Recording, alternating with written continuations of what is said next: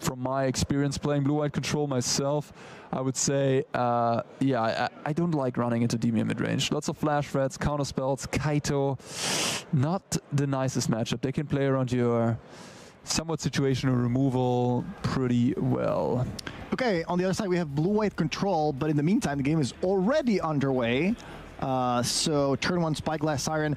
You're somebody that played blue-white control at the last Pro Tour in Pro Tour Chicago, and you finished in the top 16. How did that go? And is this deck any close to what you were running?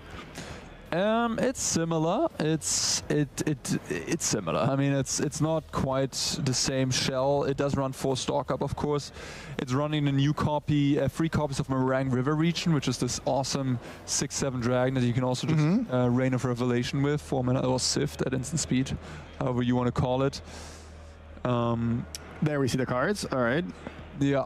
It plays Horn Lockwell, which I also did, but it doesn't play any Jaces. That's the main difference. No Jaces here, and no Overload of Themysmos either. Duress, taking a look at the hand. And yeah, Sarunas has exactly 1 copy, 1 main deck copy of Duress, so that comes in handy here against Azorius control right when you need it.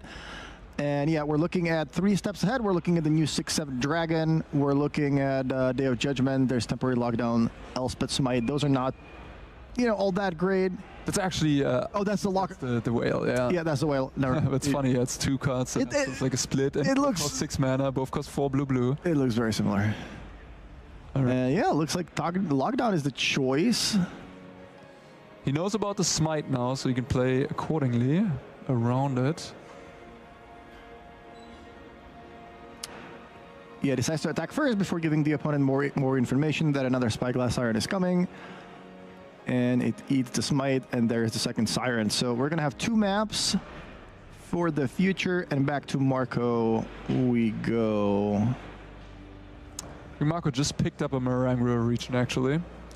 Yeah, he has this 3 steps ahead that he can use as a counterspell, but also as a way to draw himself some cards to help dig deeper and hit some land drops, because the land drop number 4 seems crucial with a Meringue River Region in hand. So what are some key cards in a matchup like this? If you're the blue-black player, what are the cards you're looking for, other than Enduring Curiosity, obviously, because, you know, who doesn't like to draw extra cards? A big one I would say is Kaito.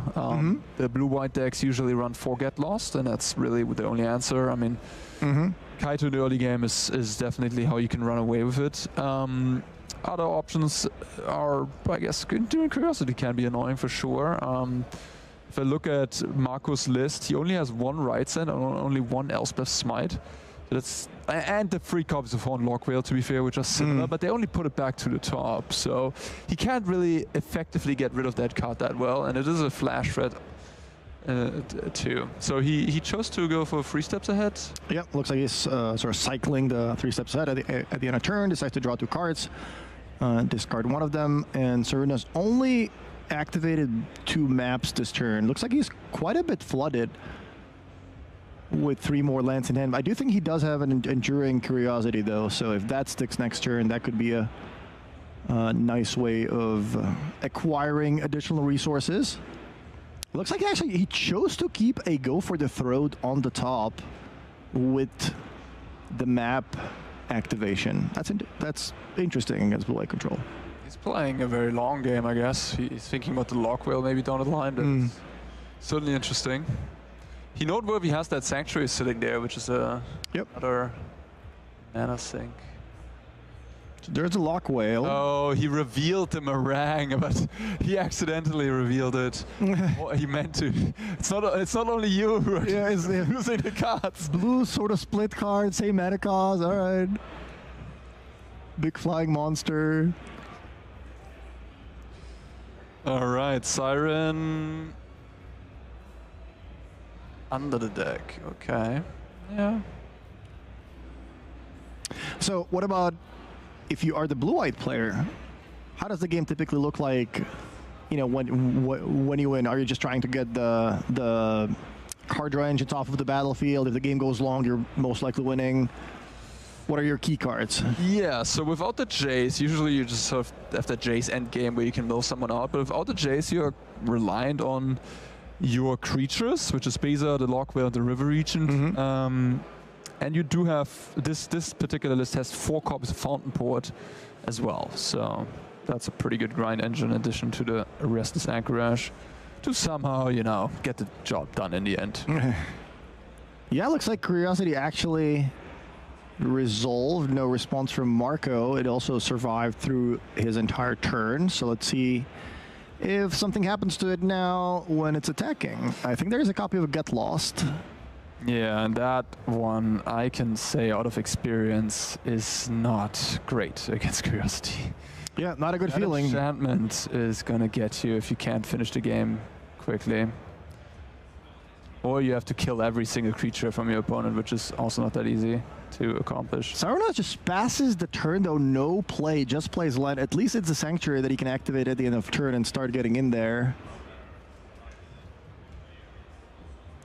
And there we see the Sunken Citadel doing some work with those Fountain Ports.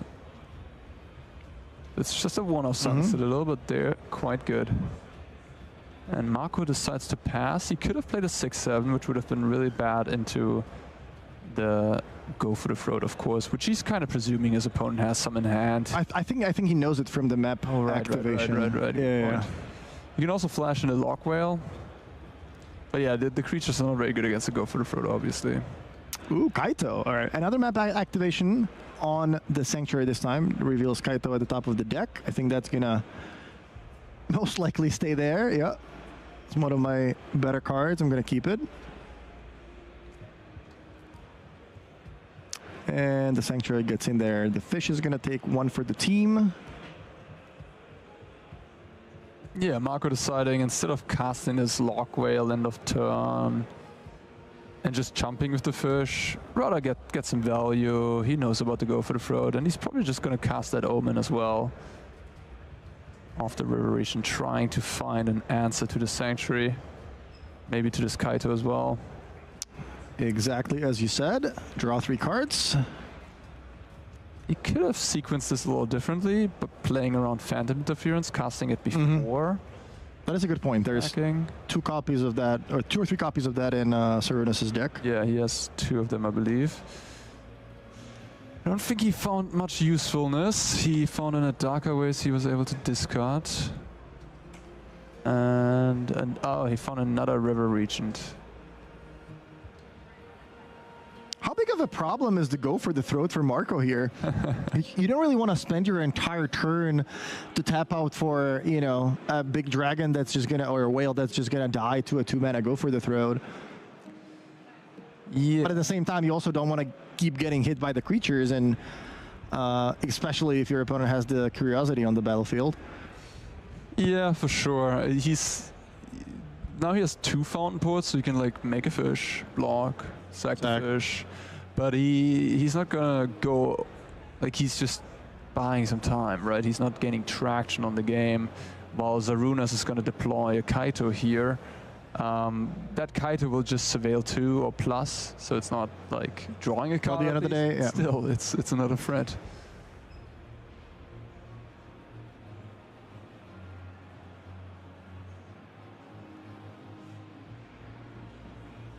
Not even. I mean, your opponent did lose the life from Fountain Port, right?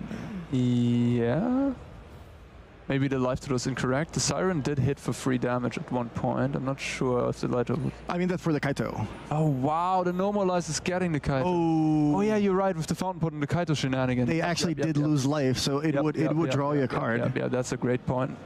Good catch. That is so lucky you're flooded. You finally find her. He had the Sanctuary up. He was able to pay with the Sanctuary. I mean, it's been a long day. It's these days are really long. So fair enough. He must have missed that. That's sick though, because maybe both players missed it, and Marco was just so confident in the way he played that he was like. Yeah, there's typically this one zone where you keep your lands, right? And okay, there's 2 untapped. Yeah. Yeah. Oh wow. Stock up is the play for Marco, and yeah, that might just be the turning point in the game. The standard legal dig through time looks like it found 2 copies of Get Lost. So yeah, Marco doing a good job of trying to make sure nothing actually hits him. Sarunas shaking his head, not happy. Like, it looks like he drew another land. For what it's worth, Marco playing 4 copies of Fountain Port. I do like Demolition Field a lot. You can play a split of them. And looking at these 2 manlands over there, Demolition Field wouldn't be so bad. Just want to point that out for people playing Azorius Control in the future or have questions about that. Sharunas activates Restless Reef, so 2 manlands getting in there. I'm gonna mill some cards. And looks like one of the Get Lost is gonna get played. Yeah, just gonna kill both those creatures. Seems reasonable to me.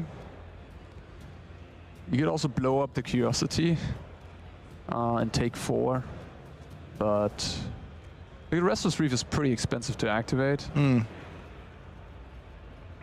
Yeah, sure enough, just I can't believe it. How much removal do you have? 5 map tokens for me. Yeah, go ahead. Ah man, these blue-white control players, they always have it. And another stock above the top. Marco is sitting pretty, making land drops every turn, drawing extra cards. Those Fountain Ports, putting in a lot of work. Yeah, I mean, I do have to say, I think with stock up in Aether Drift and Meringue River region in Taki Dragonstorm, blue has received some really good card draw. Yeah. In the last 2 sets. There's a standard rotation in September, right? Yeah. That's going to be interesting when some of the older cards are going to leave standard and some of the red cards. The mana bases are going to change drastically. I think that's one of the biggest changes. I'm looking forward to that. That always shakes up the format, and we're going to see some new strategies. Flood Pits Drowner, 2/1 flash, gets countered. There's no worse feeling than when you're flooding out and like you finally, oh sure, a 2-drop, yeah, that's good enough. At least it attacks and it still gets countered by a mana leak. There's a deep combat, and Marco can show him his hand of goodies.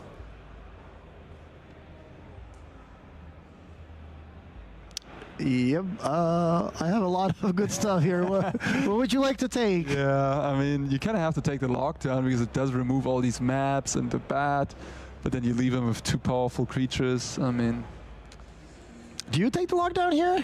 I mean, what else are you going to do? Are you going to leave one him of the creatures? Lockdown, and then he's going to lockdown, take your bat, and get the card back anyways? I mean, I'm going to activate the map a couple times. Maybe find another creature land. Oh, he does take the lockdown. You're right. That's why you're the expert.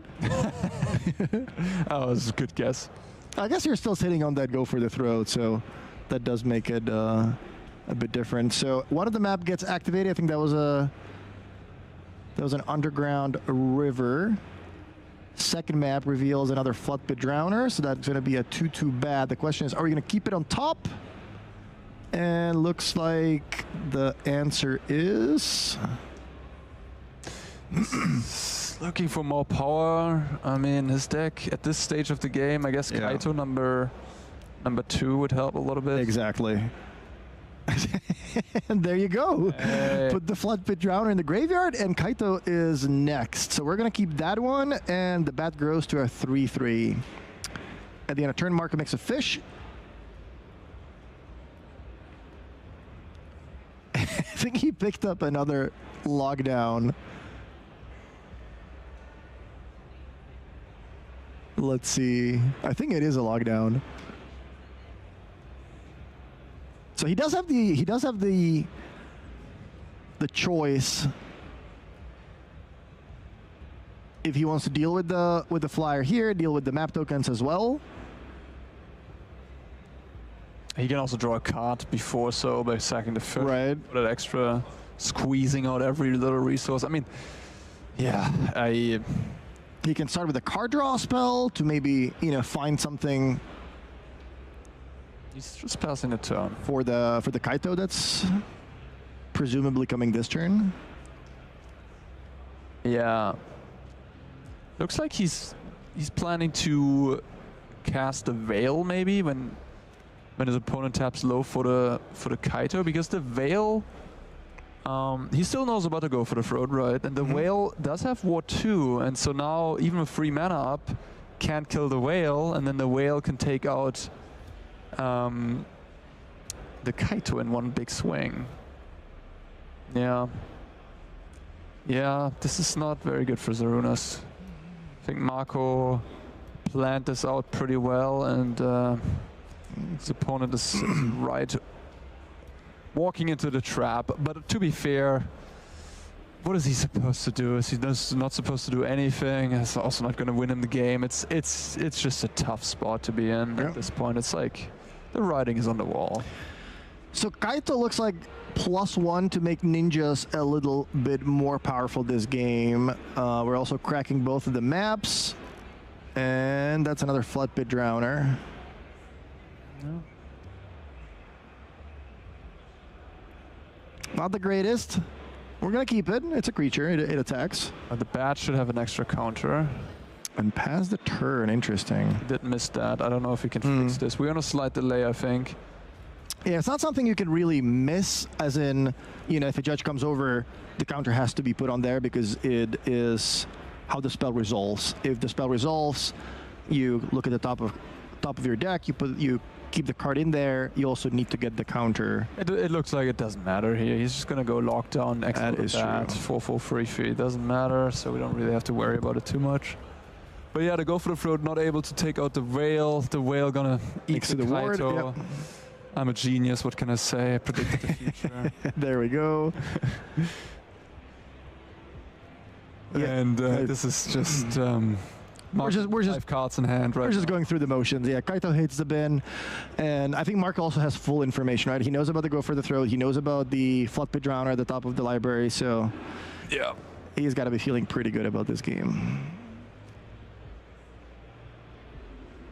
I think the sideboard games are a lot more interesting when Dimir gets to bring in, you know, the extra discard spells or negates, and then you can protect your Preachers, protect the Kaitos, and, you know, protect the card draw engines, and it's a much different game after sideboard.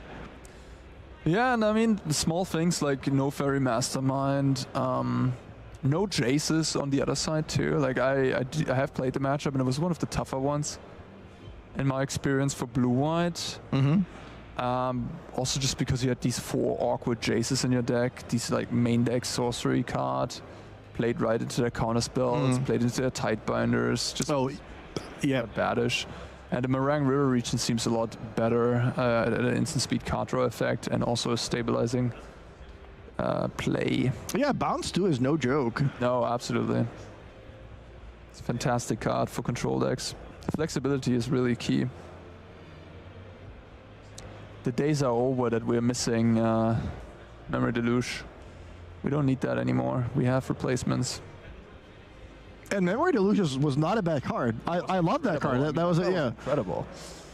Yeah, absolutely. I always said the kill condition in control decks back then was actually Memory Deluge. Yeah. That was the card you always wanted to find, and then you could just... The only problem with those decks was the games were always taking so long. Yeah. I remember the Pioneer Pro Tour where we just decided not to play blue-white because we just were not comfortable with the fact that we would have to sometimes finish 3 games in 50 minutes. Yeah. At least the Dragons and the Whales are, you know, helping with actually turning the corner quickly. Totally. And you see Marco...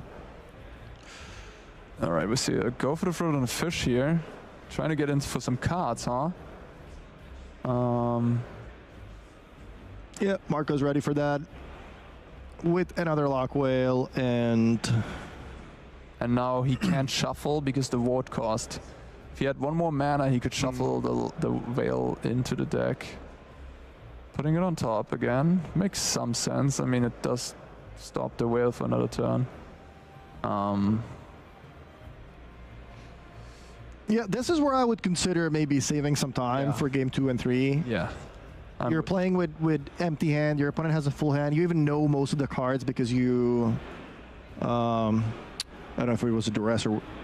There was a way that Marco revealed his hand a turn earlier. You know that they're working with a lot of extra resources, they have extra creatures, extra ways of dealing with your own stuff. So yeah, this is probably a good time to consider if perhaps moving on to sideboarding and making sure we have enough time to finish games 2 and 3.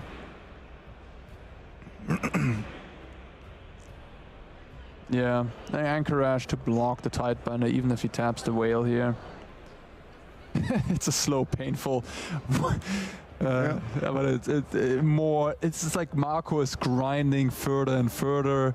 The advantage is like slowly increasing further and further. But I mean, it's been kind of clear a couple turns ago that this was very difficult for him to lose at this point. And he's played this game perfectly, I want to say. He really has not given Sarunas an edge. Sarunas missed that normalize. That was crucial, to be fair. Maybe Marco missed it too, to be honest. He could have played an Omen instead of that, normalize that turn. And then he would have used his mana actually very well, not having to waste a card. So I don't know, it looked like it missed it to me too, but otherwise, besides that one thing, I mean, it played really tight. If you play the No More Lies confidently enough in that spot, that, you know... Oh man, that's a ballsy move. If you yeah.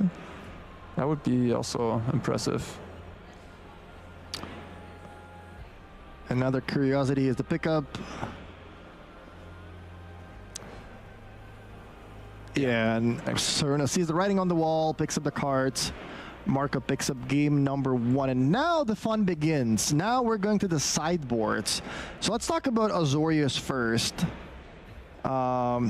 Yeah, walk me through that. What do you like to, what do you like to cut? What do you like to bring in? What are some of the key cards from the sideboard? So we have 3 copies from the gate, 3 Tishana's Tidebinder, 3 Wildleaf Leech, 2 Kutzil's Flanker, 1 Boonbringer Valkyrie, that's the Baneslayer variation. 1 Change the Equation, 1 Destroyable, 1 Rest in Peace. There's not a lot, honestly. I like the Tidebinders.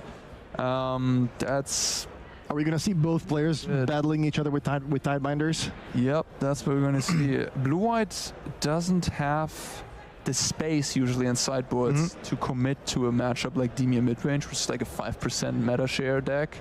So yeah, that's what you usually see. Like, you don't have much. No Devout Decree for Kaito. That's a card I used to play in the past. Yeah, he's gonna bring in those Tidebinders. He could think about the Flanker, but it's very unexciting. How about the Boonbringer Valkyrie? You probably expect your opponent to board out some of the removal. At the same time, they do need to keep something because you have the whales and you have the dragons.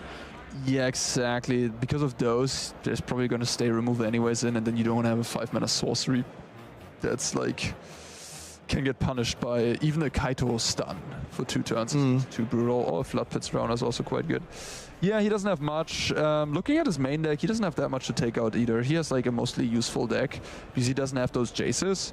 So he's kind of fine submitting the same 75, same 60. He can trim a Lockdown. 4 is a bit overkill in this matchup, I would say. He can trim a Lock Whale as well. That's how, yeah, like maybe cut a 3 steps ahead and then add those Tidebinders. Okay, how about the blue-black deck? On the other hand, we have, of course, the cut downs, which are definitely going to get sided out. On an Anoint with Affliction, likely also. That's 5 copies of removal spells right there that we want to see go. And then looking at the sideboard, he has 2 Duress, 2 Ghost Vacuum, 2 Negate, 2 Tidebinder. So 2 Negate, 2 Tidebinder, 2 Duress obviously coming in. He has a Fairy Mastermind as well, a Spell Pierce, and 3 steps ahead. So 3 more cards to bring in. Yeah, that's a lot. That's 9 cards. He could also consider Sheoldred, 10 cards. He could also consider the Dreams of Steel and Oil, actually. There's, if you think about it, there's quite a lot of creatures on the other side between Beza and on the 6 drops. Good point. I'm not quite sure what you take out. You could also take the Gix's command out. You could take another Go for the Throat take out. Then you had 7 cards. Maybe a couple copies of Flood Pit's Drowners. They're not too impressive in this matchup. Just a 2/1 flash creature, pretty much. Yeah, especially if the opponent's playing 4 copies of Fountain Port. Yeah, that's true. Yeah, that makes sense. Gix's command. Do you like that as a late game sort of a late game grindy card? It's too expensive, right? I like it against lists that have Overload of the Mistmoors because it can wipe the tokens. But yeah, no, I don't love it too much here. There's also decent amount of exiling between No More Lies and Temporary Lockdown that make it difficult to get the creatures back from your graveyard. Looks like Marco, like the recent shift from in blue-white from away from the Jaces towards stuff like Meringue River Region, and here heavy emphasis on Horn Lock Whale is paying off for him. He's 7-0, up a game. Decided to not run any Jaces. When we played the Pro Tour with the blue-white deck team, the Handshake, Cassis, and the others and I, we sided out Jace in almost every matchup because he's so poor. But it was that necessary evil to make the domain, to flip the domain matchup completely around. But domain has kind of fallen off. We're not seeing that much at the top tables. It was like 7% of the meta share. Yeah. So this decision, cutting the Jaces, seems to be paying off. I'm going to be honest. I was very surprised that there was more Golgari mid-range, for example, than Domain. Domain still, I mean, it's a very powerful deck. Are you sure? I think the Golgari is like 3%. Was it the other way around? Okay, but still, like, even if the numbers are roughly the same, I thought Domain was still a very good choice. Like, the deck is still so powerful. You play some of the best cards in Standard. You have some of the best possible draws in Standard. Turn 2 up the Beanstalk into turn 3 Green Overlord. You can't really do much better than that. You know, obviously, the red decks, they have some crazy opening explosive starts as well. But, I mean, look at this. Who would have thought that, you know, at the end of the day, blue-white control, a slow blue-white control with a bunch of 4 drops, 5 drops, 6 drops would be 1 game away from locking up the 8-0 record. Yeah, it's certainly. I mean, I think what it comes down to, if you compare like blue-white and the domain deck, is that what you just described, Beanstalk into Overlord, it doesn't interact whatsoever. That's true. That is true. And your opponent goes like plot Slickshot on turn 2, hit you for 10 on turn 3 or something like that. Yeah, I mean, yeah, you can have all the value in the world. If you die on turn 4, you die on turn 4. That is true. And the blue-white deck at least just doesn't have that value, but hey, it just has a counterspell, what get lost, etc. Yeah, I do like that between the Lock Whales and Meringue River regions, you do have a lot of flexible cards. Yeah. Sometimes use it as a card draw. Sometimes you have a big blocker, bounce 2 permanents back to your opponent's hand to you know, delay them a little bit. 4 copies of Beza, that is interesting. How good is Beza in this matchup? It's okay. Beza is like the one good thing about Beza is that it's never like terrible. It's usually finds a space. I think it's a card you could shave 1 for sure. But yeah, it's the type of card you probably don't want to draw 2 of, but it's a fine card to have. Yeah. The Overlord of the Mistmoss is a really nice one in this matchup, I found. That was one of the maybe the best card in the version that I ran, because it making those flying blockers to block their small flyers is nice. Looks like Marco is on a mulligan, and notice that really cool Sidewinder on the right side of the screen. That is the Sidewinder that I believe you got for participating in the event. Yeah, that's like the, oh god, I can't spell that. Chthonian Nightmare or something? Yes. Recurring Nightmare energy thingy. Yeah. Out of Modern Horizons 3. Shout out to Ultimate Guard, who is producing these Sidewinders, for sponsoring the stream. Yeah, they're great. I've been using the sleeves for ever. Yeah, and Katana are the best. The Sidewinders are generally like they just feel really nice and smooth. Like the inside is like it just feels like you're putting your deck into something that really like takes care of it, or like yeah, it's like quality. All right, back to game number 2. Sharunas is on the play with a turn 1 Spyglass Siren. Marco land and pass, and back to Sharunas we go. I think Marco was the one who took the mulligan, so he's down a card. Turn 2, we're going to activate the map, pick up another land, and presumably play this tapped Restless Reef before attacking for 1. So Sharunas is set up for the long game with a couple of land drops, but will he find the card draw engines like Kaito and Enduring Curiosity? That is the question. I think there was a Kaito in his hand. There's also a Shieldred. That is an interesting card to bring against blue-white. They have a lot of cheap ways to deal with it. You typically don't want to trade down on mana, so Trading down your 4-mana Shield Red for a 2-mana Get Lost, for example, is not great, but at the same time, it is a really, really powerful card. Spyglass Siren is going to get hit by the Whale, and wow, we're just going to negate that and just deal with the Whale for good. So take 1, and also this way you protect your Siren, which means that next turn you can put the Kaito into play through the Ninjutsu ability. Yeah, heads up play by Marco getting rid of the Siren, because if he wouldn't have done that, the Kaito would have, you know, gotten a hit in and drawn a card, etc. Which, yeah, that would have snowballed pretty badly. But he is passing again. And what is he going to do now against the Siren? Is he going to choose to kill it again? Oh, he's going to let it happen? Well, yep. Saruna's putting the Kaito in front of his hand. Why not? And no Tidebinder to punish this play. Tidebinder could have countered the ninjutsu to essentially just return the Siren to hand and have nothing happen. That would have been a sick, like a huge swing. Okay. So Kaito hits for 3, and we also get to look at the top 2 cards here. So one of the lands goes in the graveyard. We're going to keep one on top and draw it right away. Tap land and pass. Yeah, looks like Sharunas is a little flooded again, but at least he has the Kaito going, which is nice. Do you have the Get Lost? And Marco does, so he's doing a really good job of keeping the card draw engines off of the battlefield, not letting Sharunas run away with the game. Land number 5. Spyglass Siren, map number 3. And are we going to also add the Shield Red here? Do you like that? Do you like adding the Shield Red? There's also a Phantom interference in his hand. I think that's a negate, actually. Okay, okay. Do you like to have the opponent have it, or like are you rather? Oh yeah, no, I'm definitely not playing into it here, especially considering there's Normalizes, like a card that could easily be in Marco's hand, and I have like already 2 swamps in hand, so I can play around the Normalize in 2 turns with the Shield Red. And I can hold up negate here for a stock up, for example. I really like just playing this passively, like Sarunas did here, and using the maps as well. I think it is an interference, actually. Are you sure? I think it's... It looks very similar, yeah, but I think it is. Yeah, I think it is, yeah. Right. Yeah, it looks like Sharunas does value keeping the mana up to potentially counter a Beza or, you know, something expensive here. But stock up costs 3, so unfortunately that is not going to be able to get hit by the counter spell here. I think he just drew that land, Marco did, and perfectly able to play around the Phantom there.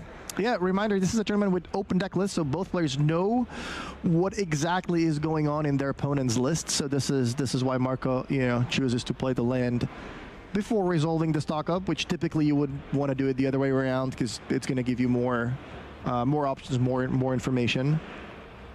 But yeah, very heads up play here to play around the interference. Yeah, I mean, his opponent didn't crack that 3rd map, so he had a little bit of a hint. Sure, I mean, there was something going on, maybe a Flood Pit's Drowner, maybe a negate, maybe a Phantom interference.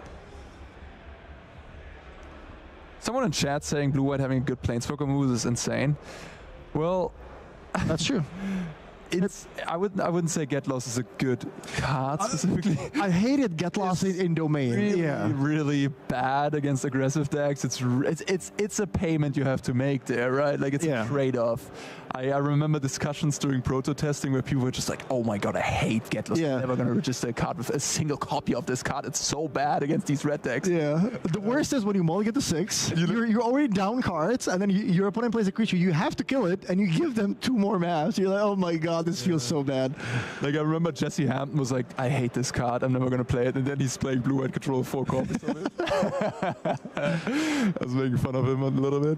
I mean, it is very flexible. It just does exactly exactly what you kind of need in this blue-white deck. You need to answer Kaito, so it has its slot as a 4. It isn't necessary. It is a necessary evil. Yeah, exactly.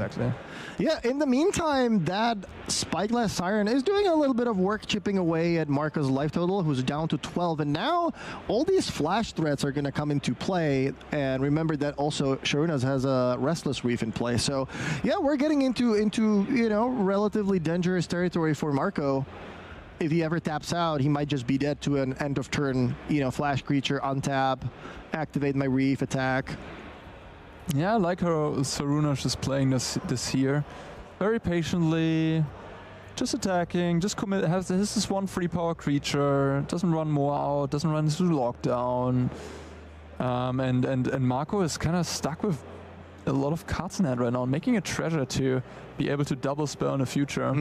Yeah, this is a really good spot for Sharunas, right? You're sitting on a flyer, your opponent's already down to 9, and you have both an Interference and the Tidebinder. I think he also picked up a Curiosity, so yeah, pretty good spot for him. Yeah, what a world of difference having this one creature in play makes, right? Yeah.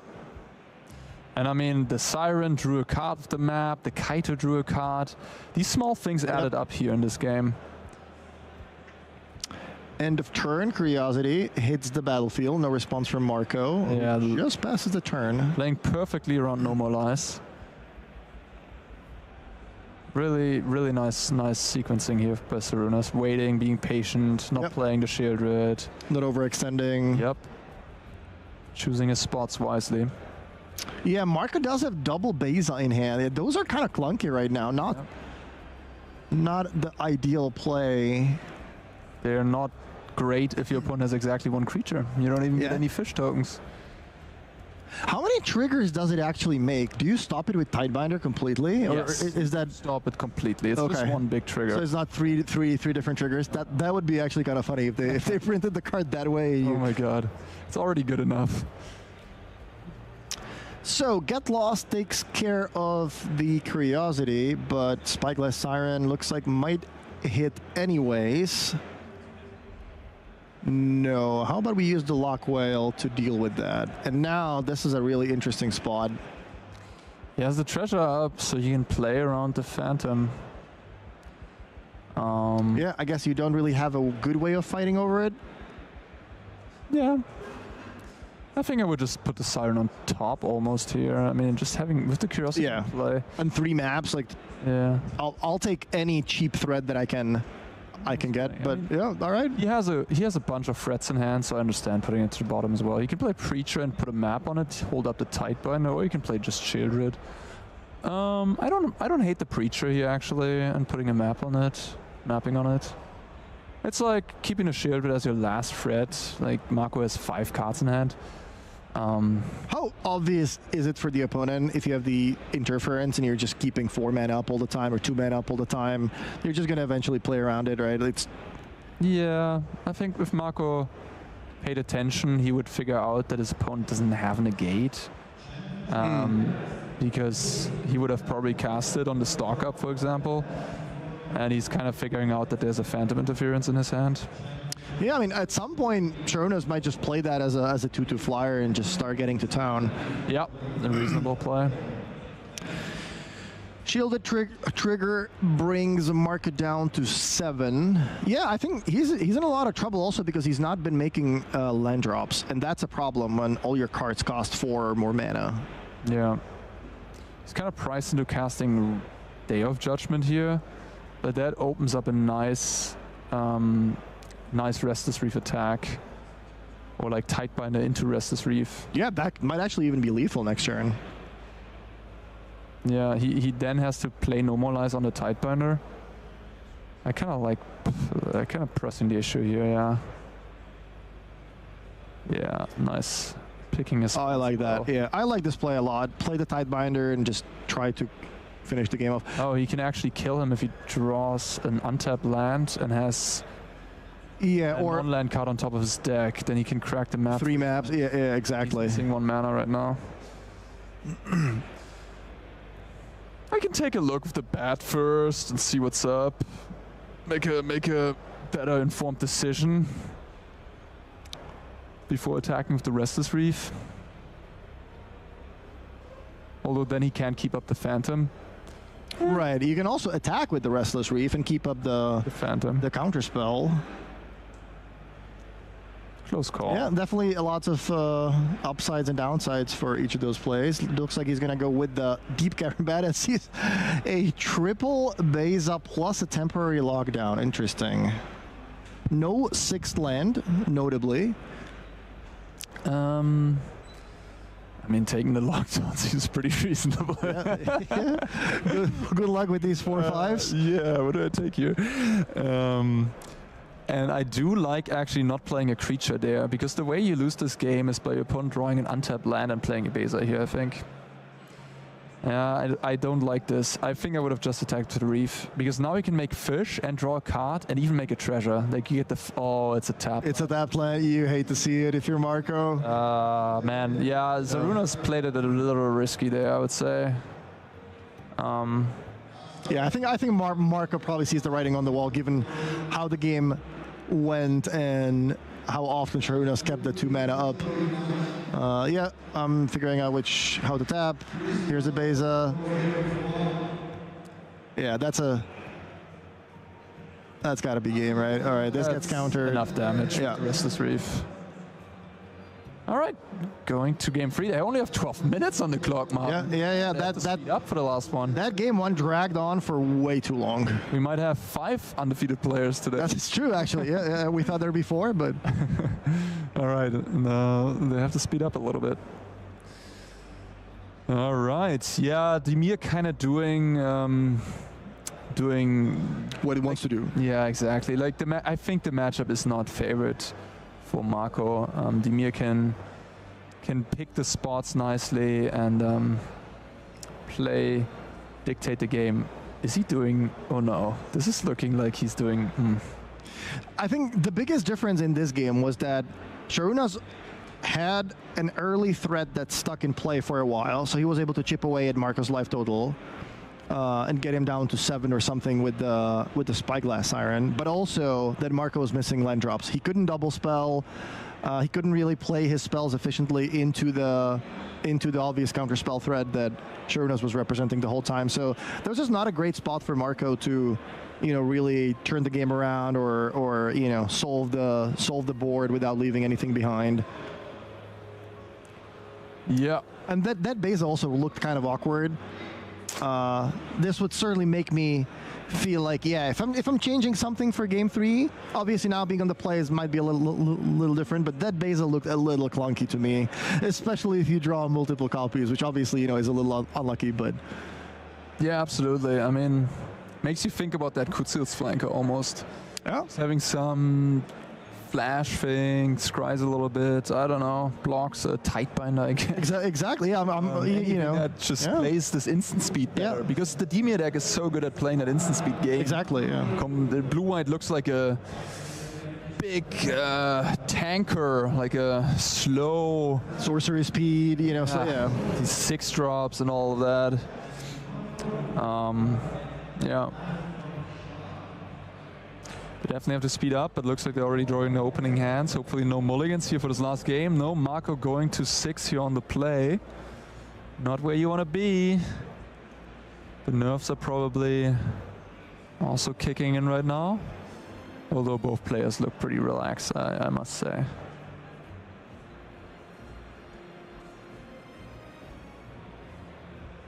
Yeah, Marco... with the stock ups in your deck, actually playing blue-white doesn't feel that bad to mulligan, because as soon as you find that stock up on like 3 lands, then you feel kind of good about it. Doesn't matter what the other 2 cards are. That's a pretty good 6. It looks like Sarunas, after some consideration, is joining in mulliganing here to 6, presenting their decks. I'm just getting nervous about the clock, to be honest. Yep. That is making me a little nervous here.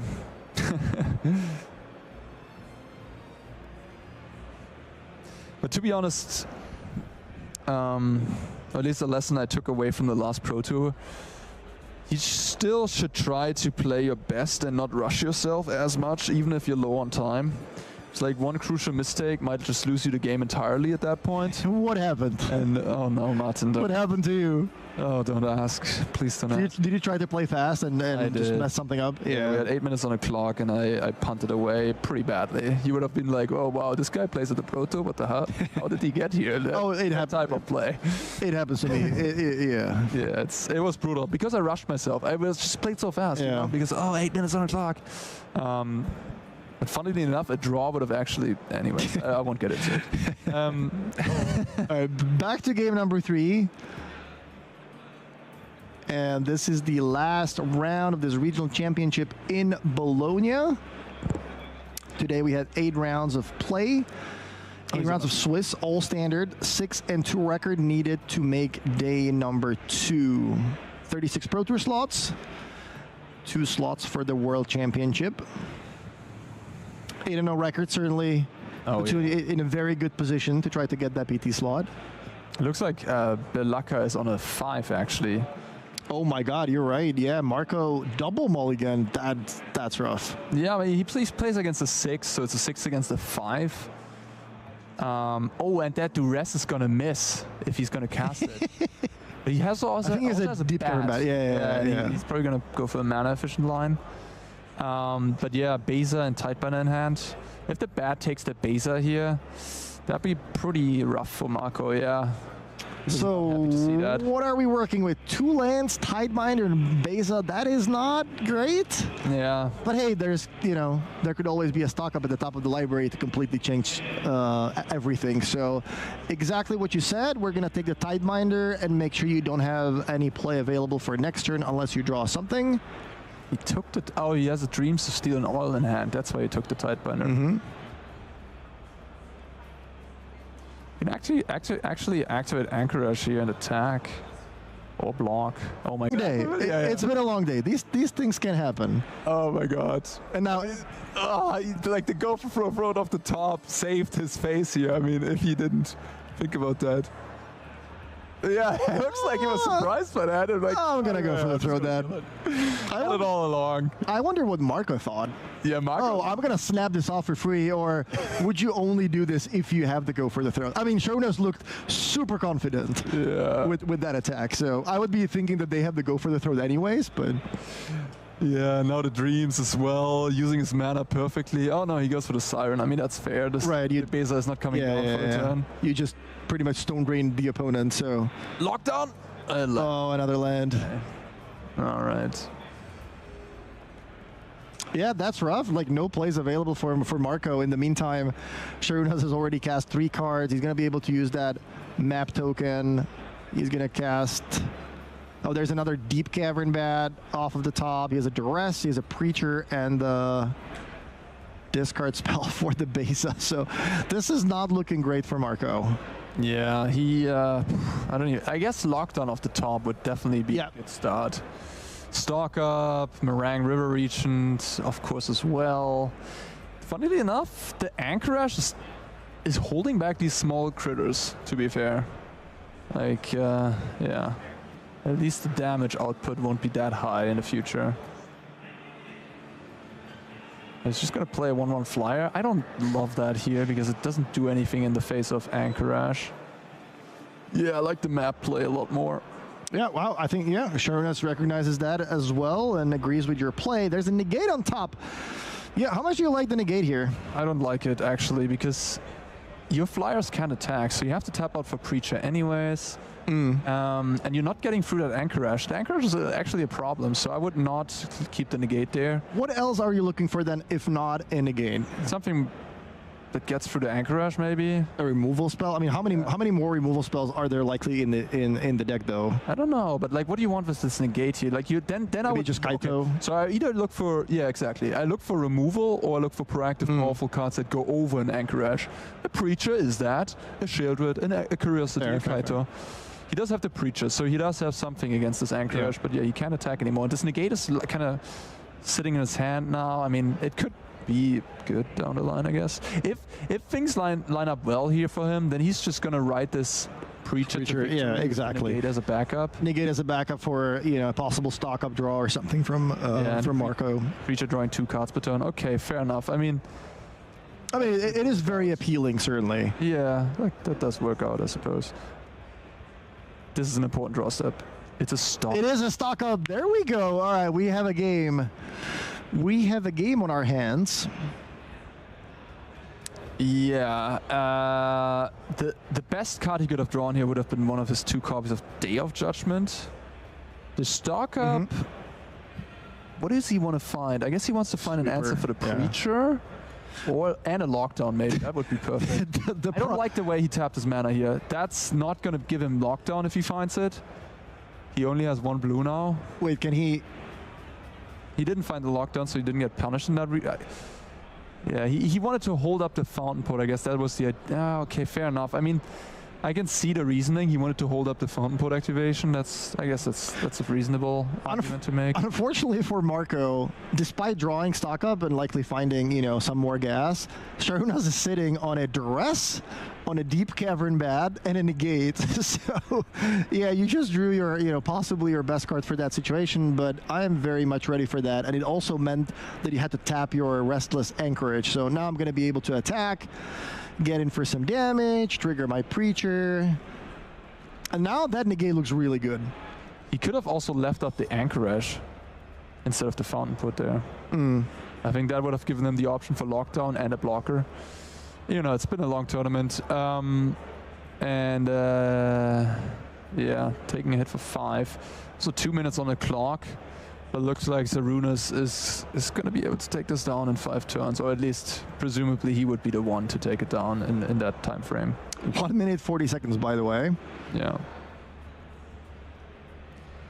It's also, it's also easy to lose track of that, right? Like when you're sitting in the feature match area, you don't always see the big clock somewhere in the hall. Sure, the players. I think there is some kind of timer somewhere in there, but it is easy. With all the extra stress and all the extra stuff, you have to have headphones on and everything. Yeah. It is easy to lose track of the clock. Absolutely. And just like play more relaxed when you should be speeding up a little bit. So Deep Cavern Bat is the play. Yeah, tough spot for Marco. He knows about the negate, so his plan was to normalize the negate on his Day of Judgment, right? And now the Deep Cavern Bat is messing with that. He could try to counter the bat, but then the negate is still there, or counters the normalize, and the Day of Judgment will also go away. So he has to bank on a top deck here, and the question is what kind of top deck. So if he goes normalize, and his opponent just passes the turn, he could draw another normalize to counter the negate. Now this way, he is obviously going to lose the Day of Judgment. It's kind of tricky as well for Sharunas, because like if he takes the normalize, he can negate the Day of Judgment, right? But then he loses to a top deck counter from Marco. If he takes the Day of Judgment, he loses to a top deck Day of Judgment. But to be fair, pick your poison. Yeah, exactly. But there's only 1 Day of Judgment and 4 lockdowns, and if he draws lockdown, at least it's not even that bad. Yeah. Right. Well, I guess you also get the Day of Judgment back, so it's not great, but yeah, you got to take the odds, right? Looks like the draw was a Tidebinder, and was that a Get Lost? Get Lost, yeah. So not bad. It can slow down Sharunas a little bit, but you're still going to take some damage. I guess you do have the Anchorage, so yeah, the Dimir Midrange play actually doesn't have that great of an attack next turn. It looks like we have turns here. They are up top. Upon me saying that, the judge puts a die on top of the battlefield. This is turn number 0 then.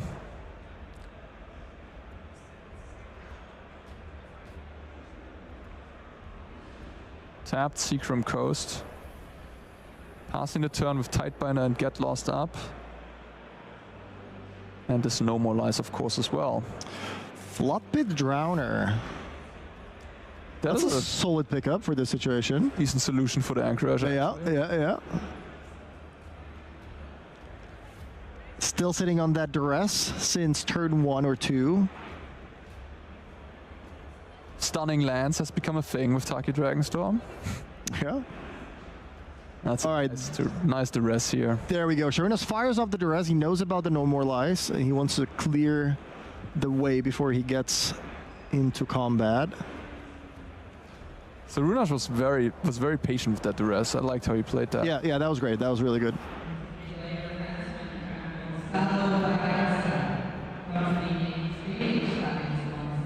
In response to the duress, Marco decides to fire off the Get Lost, targeting the Deep Cavern Bat so he could return the Day of Judgment back to his hand. I mean, that's not even that bad, right? Because the Day of Judgment would still appear in his hand for the duress when it's resolving. Yeah, I'm not exactly sure what his plan is here. Yeah, it looks like that's going to resolve. So 2 map tokens for Sharunas. Day of Judgment back in your hand, and now duress is going to resolve. So what you got? Yeah, Marco's just in a tough spot here.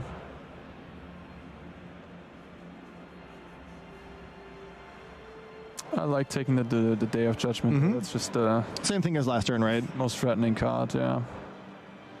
Now what? You do have a negate. They do have a Tidebinder and also an Anchorage. So can you afford to attack here? Also, is your opponent going to read you for the Flood Pit Drowner? Land is actually really nice. I think he can. The Citadel is making 1 color of mana. And with that Fountain Port... Oh, wait, you can actually... Okay. But there was a way he could have played that differently. He could have played tapped the Fountain Port and the Plains, theoretically, but maybe he wants to make a fish out. I mean, he's probably going to Tidebinder the Preacher trigger, I would... Right, yeah, either way, yeah. I think they're asking the judge if Sharunas has made a land drop. Pretty sure that was the question. Yeah, there we go. Activate another map. And there is another Siren on the top of the deck. Don't like that one, so it hits the bin, but an extra counter on the Deep Cavern Bat. And now, when the Anchorage cannot be activated, we are going to get in there.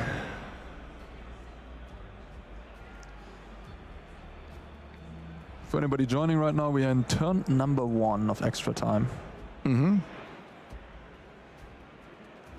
I think Sarunas is not realizing that the Anchorage can be activated.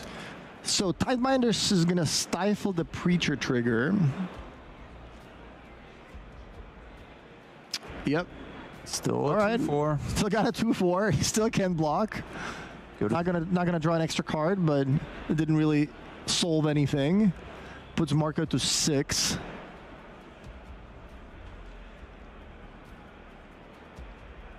Passes the turn. I mean, yeah, we still have a couple turns, or maybe 1 turn to draw a sweeper, but there is a Restless Reef on Sharunas' board. Are you kidding me? Did he draw a Day of Judgment? Day of Judgment. I mean, there is a Restless Reef on the battlefield. Oh yeah, that's true, but he's at 6. And you can end of turn play the Drowner, right? Oh, but you also need to play the negate, otherwise it's going to get no more lies. So, yeah, we have a game on our hands. Well, do you even play the negate, knowing that your opponent has the counter? Yeah, I think I like keeping the Drowner for the future to tap the Anchorage. Well, I would have just played nothing there, I think. Or that. That's interesting. Okay, that's also a very interesting line. Yeah. So all the creatures hit the bin, and that leaves Marco with just a Tidebinder in hand. Well, that was turn number 2. Passing now, turn number 3. So Sarunas has 2 attacks. I think. I mean, the Flood Pits and the Restless Reef. But oh no, a tap land. Oh, now he can't do both. Is it a big deal though? Oh, he can tap the fish next to him. Oh, it is. It's a bit of a big deal. Yeah, well, if there's 5 extra turns, it certainly is a big deal.